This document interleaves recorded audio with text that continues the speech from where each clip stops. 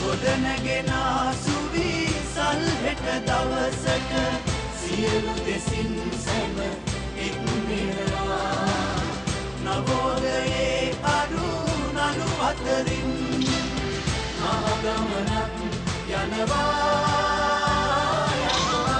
ජාතික ඉතිරි කිරීමේ බැංකුව ඔබේ රටේ දියුණුවේ නියමුවා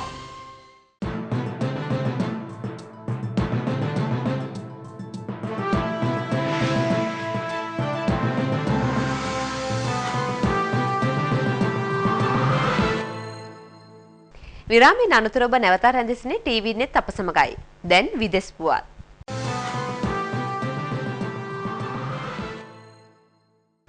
මෙගී සුලිකුණාටුව හේතුවෙන් පිලිපීනයේ පමණක් 2 ලක්ෂයකට වඩා වැඩි පිරිසකට උන් හිටිතැන් අහිමි වී ඇති බව විදෙස් මාධ්‍ය පවසනවා.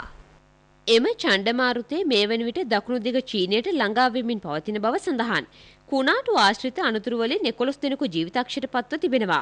පිලිපීන රජය පවසන්නේ කුණාටුව පැමිණීමට පෙර ජනතාව ආරක්ෂිත ස්ථාන කරා ඉවත් කිරීම සහ නිසි විපත් කළමනාකරන ව්‍යාපෘති හේතුවෙන් හානිය අවම කර ගැනීමට හැකි වූ බවයි. මේ වන විට කුණාටුවේ වේගය පැයට කිලෝමීටර් 185 දක්වා ඉහළ ගොස් තිබෙනවා. හොංකොංහි දහස් ගණනක් පමණ පිරිසක් මේ වන විට ආරක්ෂිත ස්ථාන කරා යොමු කර ඇති අතර ගුවන් හා නාවික සේවා මේ සඳහා මුහුණ දීමට සූදානම්ින් සිටින බව විදේශ මාධ්‍ය සඳහන් කරනවා. ප්‍රංශයේ වැඩවර්ජනයේ නිරත සේවකීන්ට දැඩි දඬුවම් ලබා දෙන බව ප්‍රංශයේ ජනාධිපති නිකොලස් සාකෝසි ප්‍රකාශ කර සිටියා. එරට ජනාධිපතිවරයා විසින් හඳුන්වා දුන් නව විශ්‍රාම වැඩපිළිවෙලට එරෙහිව ලක්ෂ සංඛ්‍යාත ප්‍රංශ සේවකීන් වැඩවරා උද්ඝෝෂණවල නිරත වන බවයි වාර්තා වන්නේ. නව විශ්‍රාම වැටුප් පිළිබඳව පනත ඉදිරිහළ මන්ත්‍රී මණ්ඩලයේදී සම්මත කර ගැනීමට එරට ජනාධිපතිවරයා දැරු උත්සාහය අසාර්ථක වී තිබෙනවා. එරටින් වාර්තා වන්නේ ඒ විපක්ෂයේ පනතට සංශෝධන යෝජනා කිරීම හේතුවෙන් ඒ පිළිබඳ විවාද යෝජිත කාල සීමාවට වඩා දීර්ඝ කොට ඇති බවයි. විදේශ මාධ්‍ය පවසන්නේ ප්‍රංශයේ පුරා 35 ලක්ෂයක සේවකීන් වැඩවර්ජනයේ නිරත වී සිටින බවයි. ඔවුන් දැවැන්ත උද්ඝෝෂණ රැලිවලටද සහභාගී වෙන බව වෘත්තීය සම්මති පවසනවා. වැඩවර්ජනයේ හේතුවෙන් ඉන්ධන සැපයුම අඩාල වී ඇති අතර ඉන්ධන පිරවුම්වල 2000කට වැඩි සංඛ්‍යාවක් වසා දමා තිබෙනවා.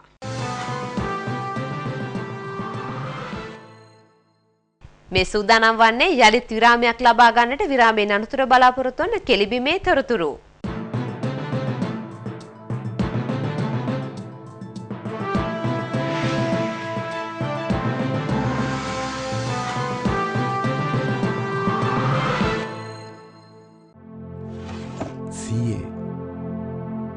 මගේ අලුත් ගෙදරට මගේ සීයා එන්න ඕනේ මුල් ගල තියන්න.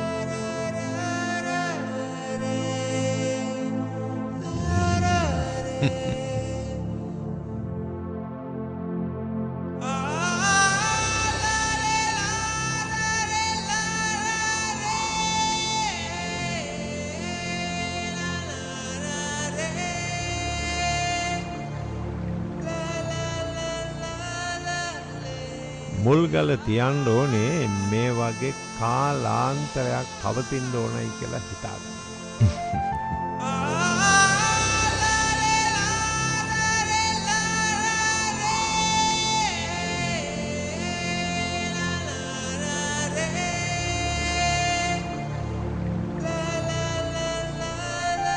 ලංවා සංස්ථාවානේ හොඳ බැඳීමක යටින් හැම විට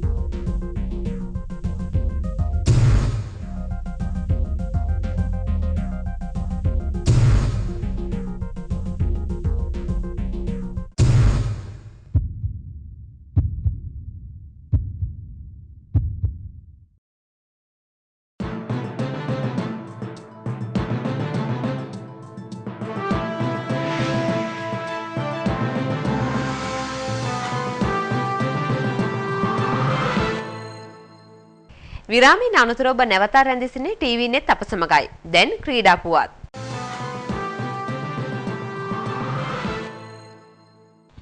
2011 වසරේදී පැවැත්වෙන ලෝක කුසලාන ක්‍රිකට් තරඟාවලිය නැරඹීම සඳහා ප්‍රවේශ පත්‍ර නිකුත් කිරීම ශ්‍රී ලංකා ක්‍රිකට් ආයතනය ඊයේ ආරම්භ කළා.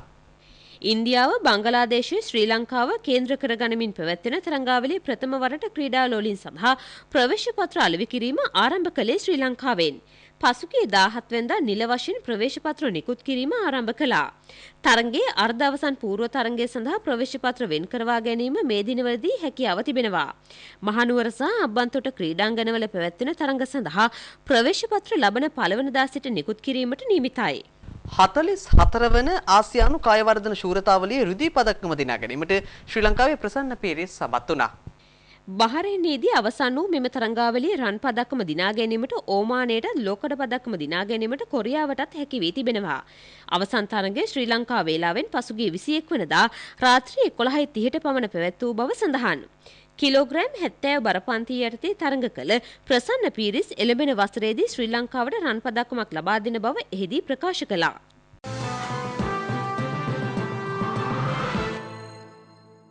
මේ සූදානම් වන්නේ අද දවසේ විනිමය අනුපාතයේ විමසා බලන්නට.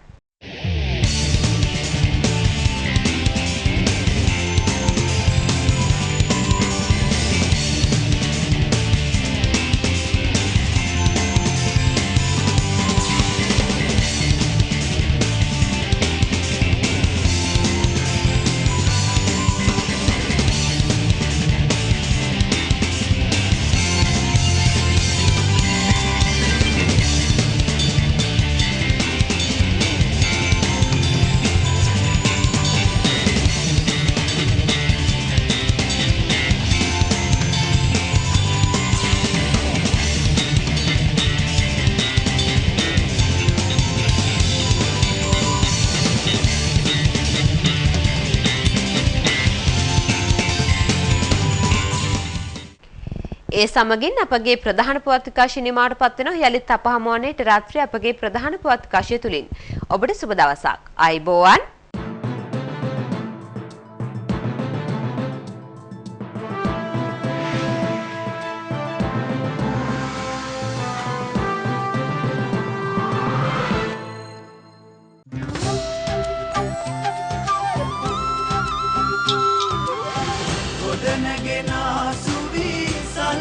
දවසක සියලු දෙසින් සැම එක්නෙනවා නවෝදයේ අඩු නඩු අතරින් මහගමනක් යනවා.